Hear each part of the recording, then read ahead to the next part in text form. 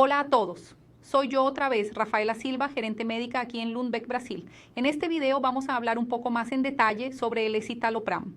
¿Cuáles son los diferenciales de esta molécula que la hacen ofrecer una amplia gama de tratamientos no solo para el trastorno depresivo mayor, sino también para gran parte de los trastornos de ansiedad?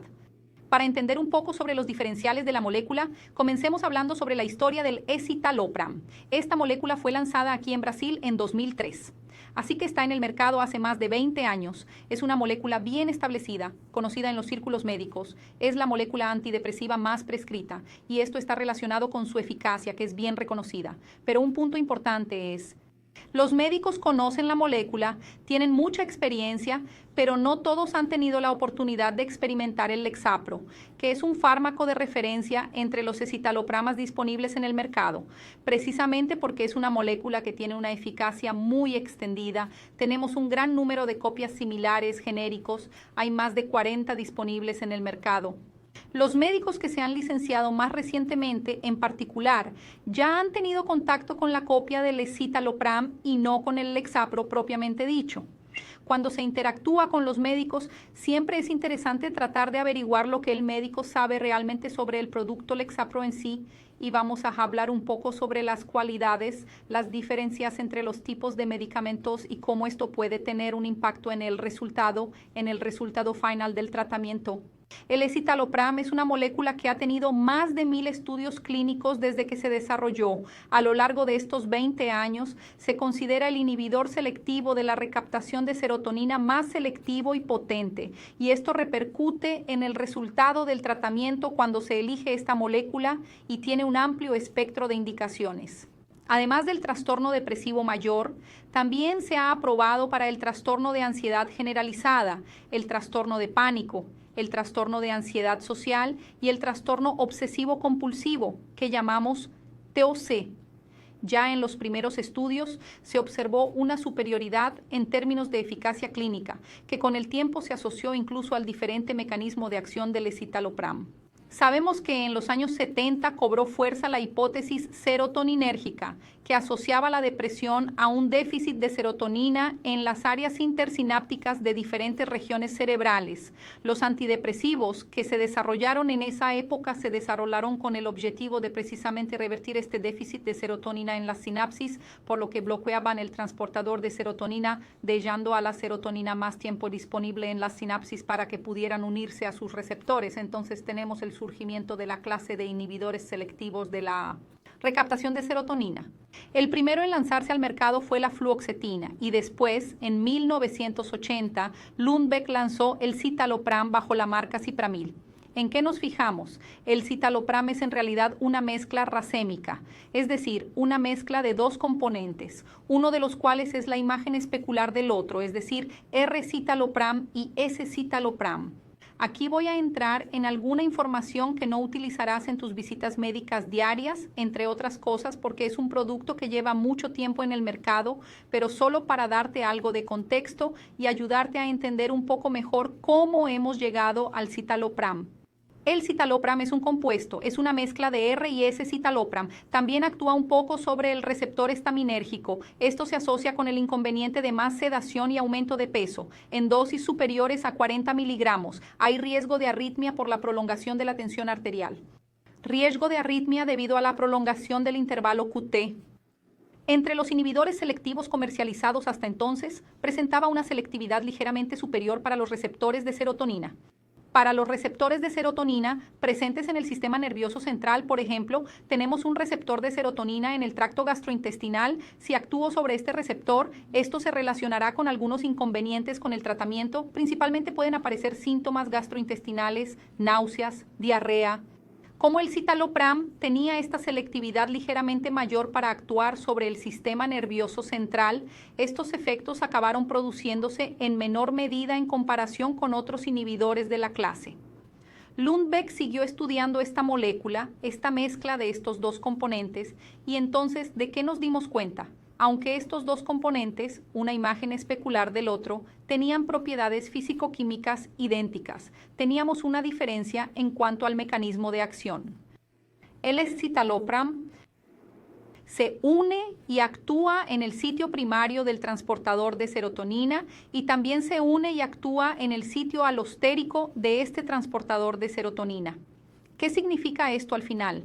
Es como si tuviera una doble acción sobre este transportador de serotonina, lo que resulta en una mayor potencia serotoninérgica en comparación con el R-citalopram. No se une, por ejemplo, ni activa el sitio primario y tampoco actúa sobre el sitio alostérico del transportador de serotonina. Es más, como he dicho, actúa sobre el receptor estaminérgico, lo que tiene algunos inconvenientes en términos de aumento de peso y somnolencia, pero es solo el R-citalopram el que tiene estos inconvenientes. Cuando nos fijamos en el S-citalopram, no actúa sobre los receptores estaminérgicos. Así que el desarrollo, la investigación se centró más en intentar purificar este componente de la mezcla que estaba relacionado con una acción serotoninérgica más potente y un tema de tolerabilidad más interesante debido al menor potencial de efectos adversos. Así que el refinamiento de C-citalopram a R-citalopram requirió años de inversión en investigación, hasta el punto de que el C-citalopram se lanzó al mercado en 1989 y el R-citalopram no se lanzó hasta 2002, con este mecanismo de acción mejorado en comparación con el C-citalopram. Así que cuando observamos el mecanismo de acción, ya sea del C-citalopram, de otros inhibidores selectivos o incluso de los inhibidores duales, nos damos cuenta de que tenemos una acción que no es tan diferente de la del R-citalopram. En el sitio primario del transportador de serotonina, cuando observamos el S-citalopram, también vemos esta acción en el sitio alostérico, que se refleja en una mayor potencia en la inhibición de la recaptación de serotonina.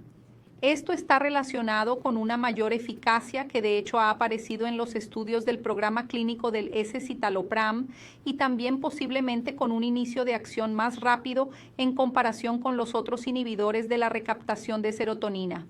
Además, tiene una mayor selectividad, interfiriendo menos significativamente con otros receptores, y esto está relacionado con una mejor tolerabilidad de los efectos secundarios emergentes que surgen en relación con el tratamiento. Hablamos un poco de esto en el vídeo sobre antidepresivos. Tenemos un escenario en el que disponemos de una amplia oferta de diferentes tipos de medicación antidepresiva y cómo elegimos entre tantas opciones cuando tenemos un tratamiento inicial para un episodio depresivo mayor. Tenemos que conciliar eficacia, seguridad, tolerabilidad, perfil de interacciones farmacológicas, teniendo en cuenta las comorbilidades y otros fármacos que utiliza el paciente.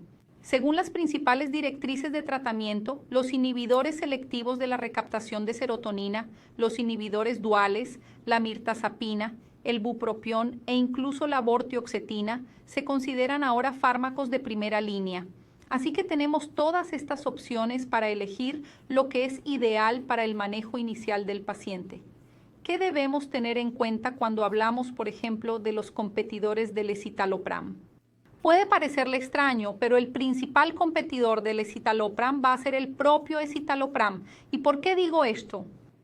Recordad que he dicho que se trata de la molécula antidepresiva más recetada y que tenemos un gran número de copias, ya sean genéricas o de marca. Así que esto significa que el principal competidor del Lexapro, que es el producto de referencia, el producto de marca, son todas estas copias de escitalopram que tenemos en el mercado. Entonces, ¿qué debemos entender cuando decimos que el competidor del escitalopram es el propio escitalopram? ¿Qué impacto puede tener la calidad del medicamento en el tratamiento, en el resultado del tratamiento para los pacientes? Aquí hay otro vídeo en el que hablamos un poco más sobre las diferencias entre medicamentos y estos conceptos, pero voy a resumir algunos de ellos para que tenga sentido de lo que vamos a hablar aquí. Así que primero vamos a entender las diferentes categorías de medicamentos que tenemos. Un medicamento se considera nuevo o innovador cuando contiene un nuevo principio activo o alguna novedad incremental en relación con, por ejemplo, la concentración, la forma farmacéutica, por lo que un medicamento que de repente es inyectable, presentaciones en gotas y por lo general son los medicamentos de referencia registrados en Anvisa, que es nuestra autoridad reguladora. Una vez que el medicamento innovador pierde la protección de la patente, pueden aparecer copias, ya sean similares o genéricas. Estos medicamentos copia deben tener el mismo principio activo, la misma concentración, la misma forma farmacéutica, la misma vía de administración y posología que el medicamento de referencia. ¿Qué puede cambiar? El tamaño y la forma del producto, la caducidad del envase, el etiquetado y los excipientes y vehículos que se utilizan junto con ese principio activo. Un medicamento similar se identifica por un nombre comercial o marca y un genérico se identificará por el nombre del principio activo. Todos tienen que demostrarlo con la autoridad reguladora. Aquí en Brasil estamos hablando de Anvisa. Necesitan presentar pruebas de equivalencia para que puedan ser considerados intercambiables con el medicamento de referencia. ¿Qué es importante decir? Un medicamento intercambiable es similar al producto de referencia, pero no es idéntico. Tiene algunas diferencias en relación a él. Entonces, ¿qué es también interesante recordar? ¿Qué son estas pruebas de equivalencia? Aquí en Brasil, la intercambiabilidad se garantiza tanto por pruebas de equivalencia farmacéutica que se realizan in vitro y se presenta un informe analítico a la autoridad reguladora, como por pruebas in vivo que se denominan estudios de bioequivalencia. Nuestra legislación permite una variabilidad de entre el 80 y el 125% en relación con las pruebas de bioequivalencia. Estas pruebas aquí son totalmente diferentes de los estudios de fase 3, que son estudios de fase clínica, cuando una nueva molécula, por ejemplo, está siendo estudiada para una nueva indicación clínica. En estos estudios de fase 3 tengo la participación de un gran número de individuos que necesitan ser pacientes diagnosticados con la condición que se está estudiando, así que si estoy estudiando un nuevo medicamento para tratar la depresión, voy a tomar pacientes que tienen un diagnóstico de depresión y voy a evaluar la eficacia de este tratamiento que se está evaluando para el control de los síntomas depresivos. En las pruebas de equivalencia farmacéutica o bioequivalencia no estoy evaluando una población de enfermos, estoy evaluando individuos normales y un número menor de pacientes. La prueba de bioequivalencia consiste en demostrar que el ejemplar tiene la misma disponibilidad en el organismo que el medicamento de referencia. Esta prueba, denominada prueba de biodisponibilidad, es una evaluación que solo tiene en cuenta la farmacocinética de la cantidad y la velocidad de absorción del principio negativo en el organismo. Cuando dos medicamentos tienen la misma biodisponibilidad, se consideran intercambiables según nuestra legislación.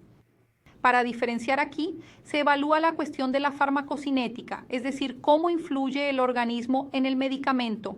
Es el recorrido del medicamento desde que es ingerido en el organismo, desde su administración hasta su eliminación, pasando por la absorción, distribución, metabolismo y excreción.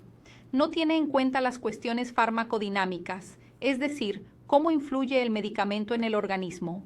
Así que puedo tener una interacción entre el fármaco y el sitio donde se une, el uso de diferentes fármacos que pueden influir en su mecanismo de acción, lo que resulta en el efecto terapéutico. ¿Qué es importante tener en el radar? Se trata de fármacos destinados a actuar sobre el sistema nervioso central. La biodisponibilidad me garantiza que el fármaco pasa periféricamente a la sangre, pero no tengo ninguna garantía de que ese fármaco atraviese realmente la barrera hematocefálica y llegue, por ejemplo, al cerebro, que es el lugar de acción que me interesa en este escenario. Otro punto importante a tener en cuenta, cuando estamos hablando de copias similares, genéricos, estos laboratorios a menudo utilizan diferentes proveedores, tanto para el ingrediente farmacéutico atípico como para el excipiente, y esto puede tener un impacto en la calidad final del producto que llega y es consumido por el paciente, y esto puede tener un impacto en el resultado clínico del tratamiento. Otro punto importante, los trastornos mentales. No tenemos ningún biomarcador que nos permita monitorizarlos de forma más directa y objetiva. Así, por ejemplo, si hablamos del tratamiento de la diabetes, tengo la hemoglobina glucosilada, que me dice cómo ha sido la glucemia del paciente en los últimos 3 meses. Aquí no dispongo de ningún biomarcador. ¿Y eso qué significa? Estoy tratando a un paciente que está estable y de repente cambio a un medicamento similar o genérico. Los síntomas de este paciente han empeorado. Este empeoramiento se debió a la propia evolución del cuadro clínico, dado que se trata de trastornos crónicos que tienen periodos de empeoramiento a lo largo del tiempo, o fue un empeoramiento debido, por ejemplo, al cambio de medicación y a que empezó a utilizar un producto de menor calidad. Así que acabo añadiendo un sesgo a mi valoración que no podré calibrar objetivamente. Todo esto es para señalarles que la calidad de la medicación es una variable importante que debemos tener en cuenta en la evaluación clínica, especialmente en los países emergentes o en las economías en desarrollo, donde sabemos que el precio pagado por la medicación tiene un impacto significativo, pero también en este caso conviene recordar que el coste del tratamiento no es solo el precio pagado por la medicación en la farmacia, sino todas las repercusiones derivadas de la inestabilidad, de un nuevo agravamiento. Una afección más grave puede requerir hospitalización, el paciente necesitará consultas más frecuentes, tendrá que llamar más a menudo al servicio de salud, a veces necesitará ausentarse del trabajo, todo lo cual también debe tenerse en cuenta cuando calculamos el coste real del tratamiento. Como les decía, el estalopram es una molécula que lleva muchos años en el mercado, tenemos un gran número de copias y quizás el resultado del tratamiento que está teniendo el paciente cuando opta por el estalopram se vea impactado por el hecho de que está utilizando una copia, que la calidad no es tan buena cuando lo comparamos con el Lexapro, que es un medicamento de referencia. Este es un mensaje importante que debemos tener en el punto de mira y puede que merezca la pena plantear este debate cuando hable con los médicos sobre su percepción de la calidad y eficacia del estalopram. ¿Tiene una percepción solo por el contacto con las copias o tiene esta percepción basada en el uso del Lexapro, el medicamento de referencia para el estalopram? Si pensamos en otras moléculas que podrían competir con estalopram, entonces podemos considerar otros inhibidores selectivos de la recaptación de serotonina. Aquí tenemos fluoxetina, que fue el primer inhibidor lanzado en el mercado. Es un medicamento que tiene algunos inconvenientes y desafíos en términos de interacción de drogas, por lo que interfiere mucho con el metabolismo de 2D6 y 3A4, que a veces termina limitando la elección de este medicamento. Además, tiene una vida media muy larga, por lo que finalmente el tema de la interacción farmacológica limita su elección. También tenemos la sertralina, que tiene algunos efectos adversos, principalmente gastrointestinales, que pueden limitar el uso y la elección de la medicación. La paroxetina también tiene una potencial acción anticolinérgica relacionada con efectos secundarios indeseables como estreñimiento, sequedad de boca, deterioro cognitivo. También actúa sobre la oxtonitrilosintasa, que está relacionada con una disfunción sexual importante, por lo que tiene algunos efectos secundarios inconvenientes para los pacientes que toman esta medicación, como el retraso de la eyaculación, que acaba siendo un factor importante en la interrupción de la medicación. Y aquí, en este grupo, también tenemos la fluvoxamina, un producto lanzado en 1994. Voy a detenerme aquí para hablarles un poco más de él porque, a diferencia de los otros inhibidores selectivos de la recaptación de serotonina, de todos los cuales tenemos muchas copias genéricas y similares, para la fluvoxamina solo tenemos la referencia, que es Luvox, y la copia, que es Revox. Así que aquí acabamos con una selección de calidad porque solo estas dos opciones están disponibles en el mercado. Esto a veces puede influir en la percepción de la eficacia por parte del médico por todo lo que acabamos de comentar en relación con la calidad de los medicamentos. La fluvoxamina también actúa sobre un receptor llamado sigma-I. Las repercusiones de esta acción sobre sigma-I no se conocen del todo, ni es exclusiva de la fluvoxamina. Otros inhibidores selectivos también actúan sobre este receptor, como la fluoxetina, el propio acetalopram, la sertralina también actúa sobre sigma-I, pero como antagonista. ¿Por qué les cuento esto?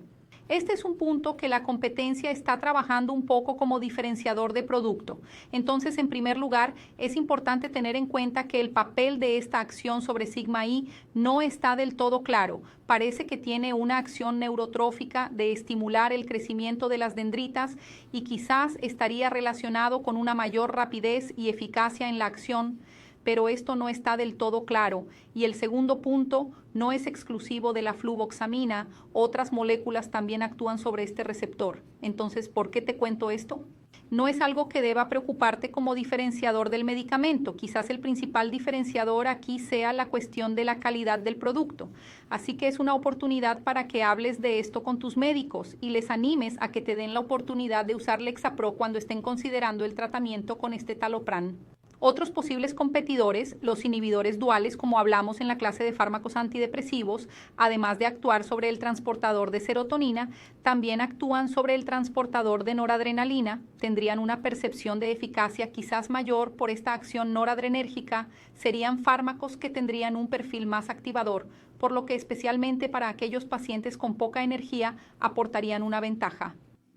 Aportarían una diferencia, pero ¿qué es importante que tengamos en nuestro radar?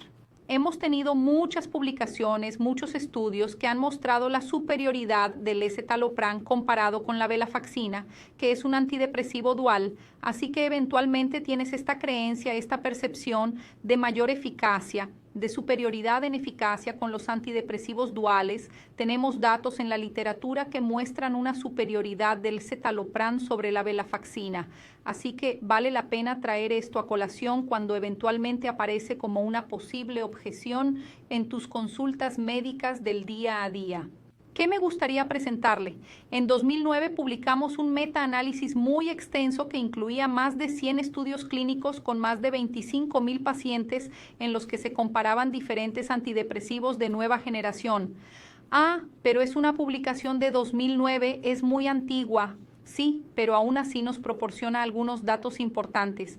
Luego tuvimos inclusión de bupropión, citalopram, duloxetina, escitalopram, fluoxetina, fluvoxamina, minalciopram, mirtazapina, paroxetina, reboxetina, sertralina y venlafaxina, 12 antidepresivos diferentes, y se evaluó la eficacia del tratamiento durante 8 semanas, así como la cuestión de la aceptabilidad, es decir, cuántos pacientes interrumpieron o abandonaron el estudio por cualquier motivo durante esas 8 semanas de seguimiento.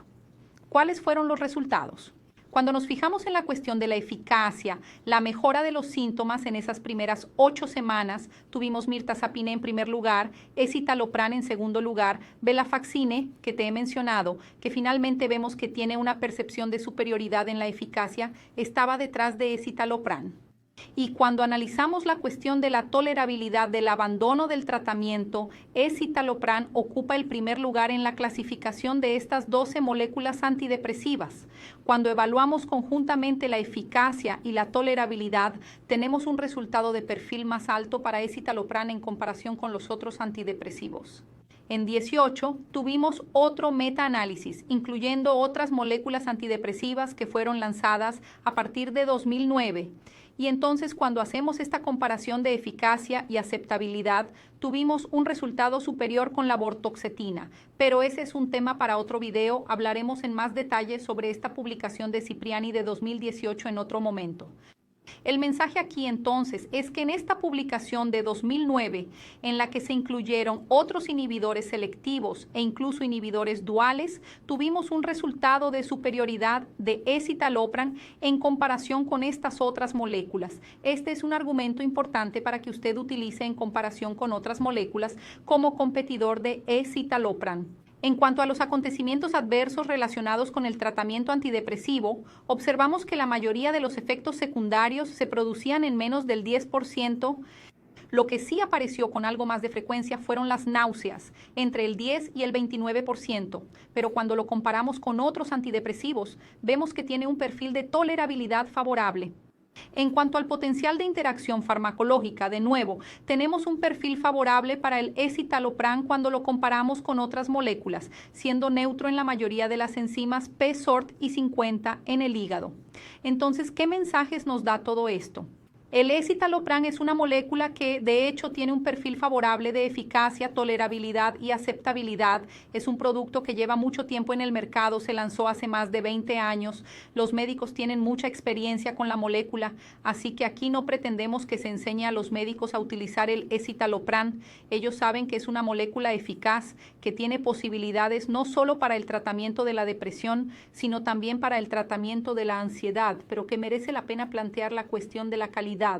Si estos médicos ya han tenido la oportunidad de experimentar Lexapro, entonces vale la pena sacar a relucir todas las cuestiones de la calidad del uso del medicamento de referencia y cómo esto puede repercutir en el resultado del tratamiento para los pacientes.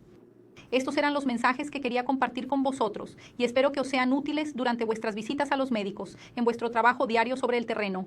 Y si tienen alguna pregunta, siempre pueden ponerse en contacto con el departamento médico. Muchas gracias.